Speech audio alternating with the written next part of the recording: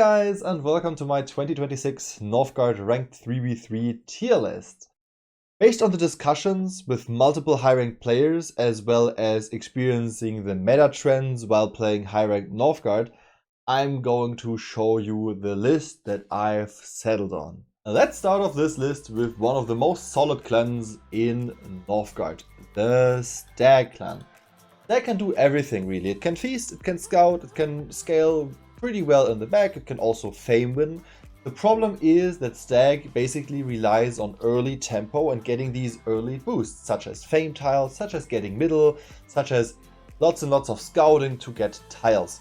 And because the relic has been changed and the relic warriors are not charging anymore and almost everyone is playing Explorers right now in this Explorer meta, Stag slightly fell behind military-wise. It's still a very good beginner clan, it's just not as strong as some of the other clans, and especially not the clans in A tier and S tier.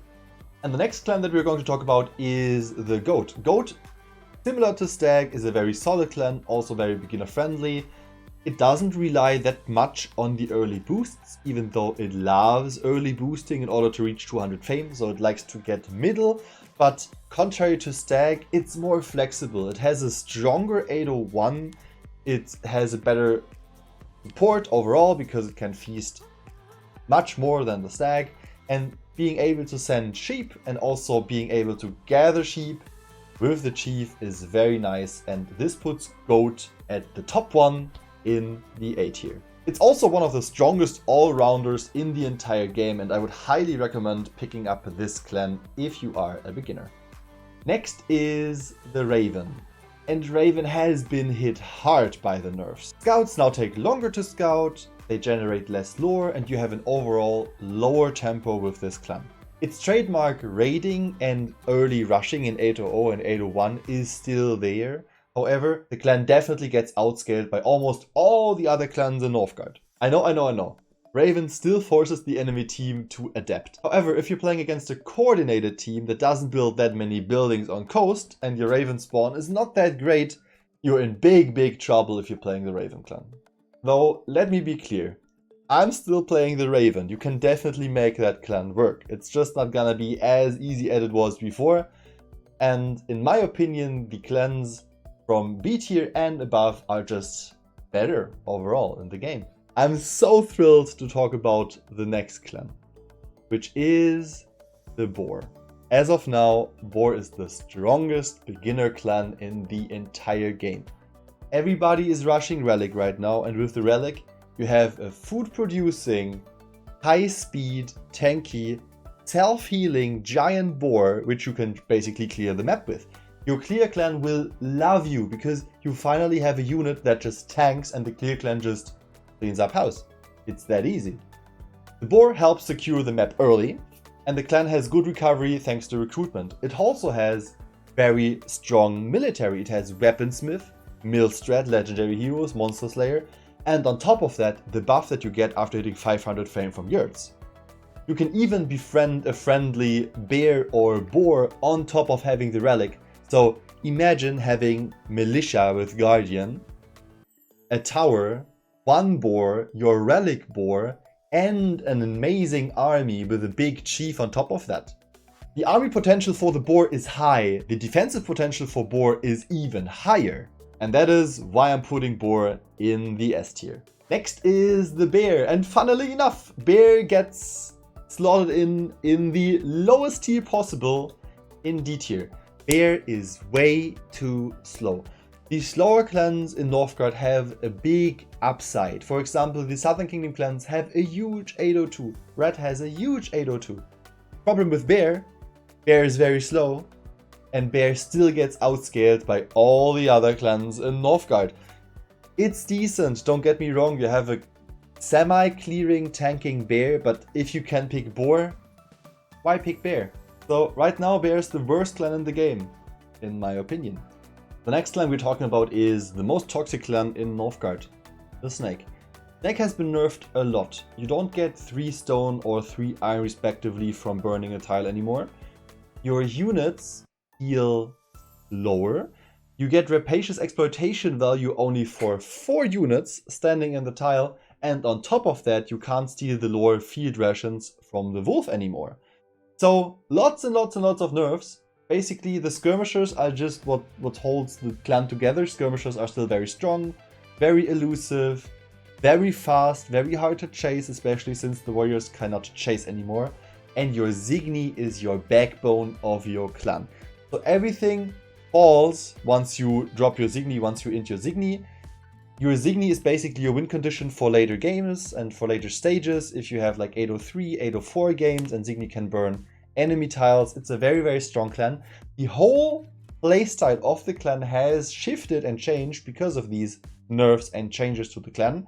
In my opinion, definitely not as strong as before. I put it at the lowest in A tier. But in my opinion, if you have a good Snake player, still a very solid and good clan.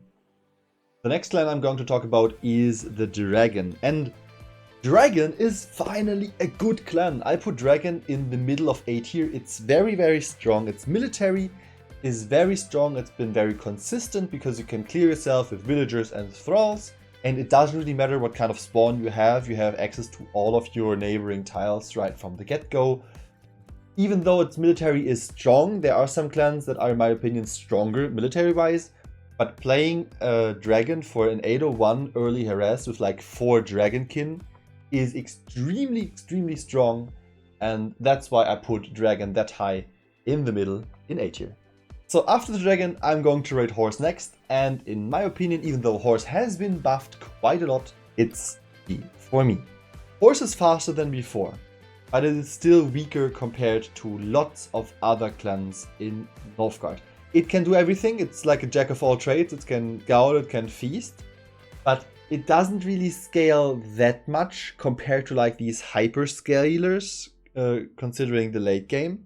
Combined with the ability to forge 2 relics and having like a solid economic backup with recruitment, you can still make it work. I've seen top players make this clan work in high level play, but I think it's still very reliant on its 802. It's not necessarily a good 801 clan, but it's definitely a very, very nice beginner clan. After the horse, we're going to talk about the Kraken, and I put Kraken between Snake and Dragon. With its recent buffs to the spectral spawning rate, Kraken not only has a good 801, but also a stronger 802 because it's simply faster and you get your eco set up faster. It still has one of the strongest, if not the strongest, 802 military convert in early 802. However, there are some clans that still outscale the Kraken, and it's kind of vulnerable in 801, even though you can tackle the 801 decently if you play for it. Relatively flexible. I think it's slightly weaker than Dragon, but it's still stronger than Snake. After the Kraken, we have the Ox. In my opinion, Ox is right between Horse and Stag. It's stronger than Horse, it scales a little bit better than Stag, but it's very vulnerable in 801. And obviously you have your relic, you have your charging warriors, but it's hard to get online. And once you are online in 802, you're not outscaling that many clans. You're not stronger than a Boar. You're definitely not stronger than the Southern Kingdom clans. And even clans that might be weaker than the Ox can still put up a fight due to the extra meta. So Ox, solid clan, but not as strong as before. After the Ox, I'm going to rank the Squirrel next. And this opinion might surprise you because I'm putting the Squirrel in front of the Dragon in A tier. Squirrel is strong both in 801 and in 802. And once you reach 803, due to its ability to cook the meals, especially the recovery with the fish soup, the meals that boost the team can be absolutely game-changing, especially in head-to-head matchups such as a wolf matchup. Certain clans just won't be able to win a direct confrontation, as the boosting of the Squirrel just generates way too much tempo. Starting 803, 804, Squirrel will become a menace because the team will just recover and recover all over again. So Squirrel is a very tough nut to crack. After the Squirrel comes the Rat, and I put Rat in front of B tier, slightly below Stag. That is simply because Rat is very vulnerable in 801. It still has one of the strongest, if not the strongest, militaries in the entire game. The Garm, the relic, is extremely beefy, very powerful relic. And since you can now upgrade your Shaman camps in order to make all of your other unit types more tanky, the clan has insane potential in certain matchups. It's still very vulnerable in some matchups, but if you can make the clan work, even though it's very difficult, the clan is super strong and one of the strongest clans in the game. Still, we need like certain setups to make it work, like an early 200, you need to keep the pyres lit all the time for the healing fire to work, and you need like super nice coordination to make that work. If you make it work, it's one of the strongest clans in the entire game. I'm very sad about the next clan, which is the Lion, and I put Lion behind Raven in C tier. It's the slowest, weakest Southern Kingdom clan. The only thing that is going on for the Lion is the strong military. But even though it has strong military, it's only strong in 802 after unlocking the 7 different lores. And since you have to convert with faith, basically, it's not that valuable to convert early with coins in 801. You can still play for an 801. It's just a very, very weak 801 clan. And both of the other Southern Kingdom clans are either faster or have something else going on for them. In my opinion, Lion still decent. If you reach 802, 803, 804, you're fine. But to reach that level against certain clans and certain matchups, very difficult. Due to its inflexibility, I'm ranking Lion in low C tier. The next clan that I'm talking about is the other Southern Kingdom clan, which I will rate in front of the Rat, behind the Stag, the strongest defensive clan, together with the Boar maybe, the Stoat. Stoat has amazing potential with the latest changes to Miklagard. It can Miklagard really, really fast, not only trade rushing by Miklagarding in the back, with the Altar of Volvinius forging, which will be much, much faster compared to before, due to the recent changes to the relic forging. It's still very defensive, very high population clan. The weakness of this clan is a defend of an 801 of your ally. So if your ally gets attacked in middle or early 801 and it gets constantly harassed, it's very hard to defend because Stoat will not be able to bring that much that early. Next is the strongest clan in the entire game, and the only Scouter that is left since Raven has been nerfed, the Owl clan.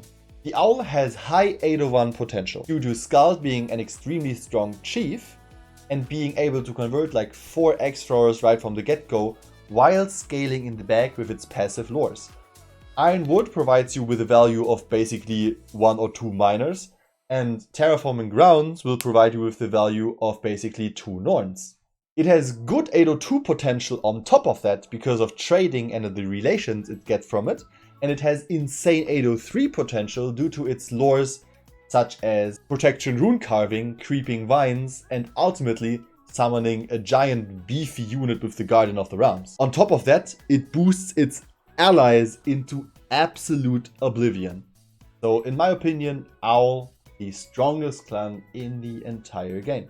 Slightly behind the Owl, we have the Hippogriff. Again, a clan that can easily play for 801. It can convert insane amounts of units in 801 with Chief, with 4 Varangian guards. On top of that, having 12 archers, and that in 801. It has a nice 802 with the Mjolnir, with the catapult mechanic being stronger than I thought it would be, especially in solo games and in ranked ladder.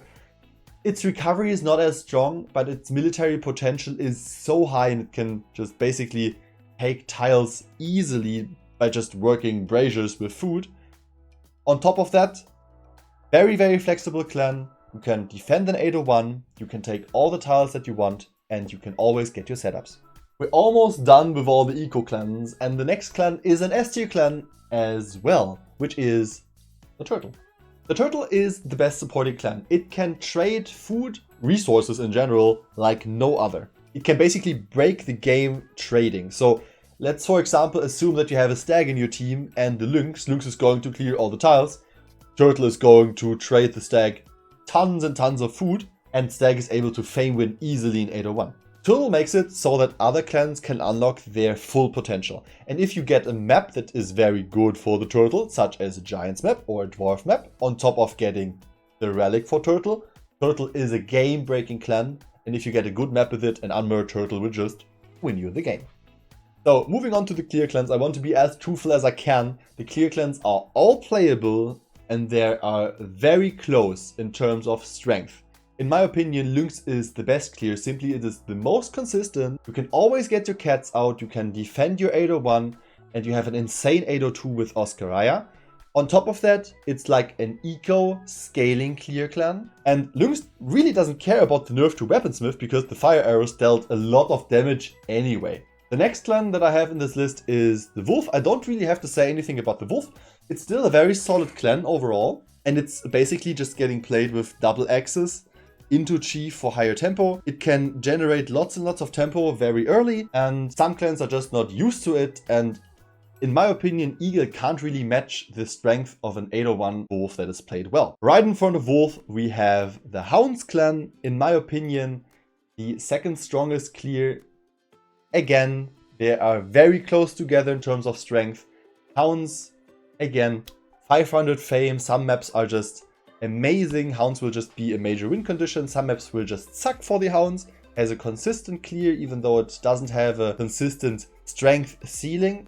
Even though its recovery is really nice if you only stay on like 6 berserkers. And yeah, with the self-healing of the boar skin as well as the slow of the fox skins and the berserkers, it's very hard to finish off these different skins since the warrior nerf has hit. And it's basically just X-throw or Nado. And if a Hounds micros well and takes care of its zerks, it can be an absolute menace. Also, having Relic as a win condition and being able to forge Relic faster favors the Hounds as well. Finally, the last clan that is left is the Eagle. And don't get me wrong, as of now it's the worst clear clan in my opinion. It's micro intensive and it suffers from bad RNG. But there can also be very good RNG. You can have insane Eagle maps where Eagle strives. It can go for giants. It can hit 500 with lots and lots of treasure. But there are also very bad maps. And it's for the Eagle to solve lots and lots of issues it has in 801 in order to reach the 802 and 803 potential. So, King of the Duels, in my opinion, very vulnerable in 3v3s. This is my Northgard tier list. Feel free to tell me in the comments what you think about this list. And yeah, thank you for checking out the video. So feel free to like and subscribe if you like the content. And I'll see you guys next time. Peace.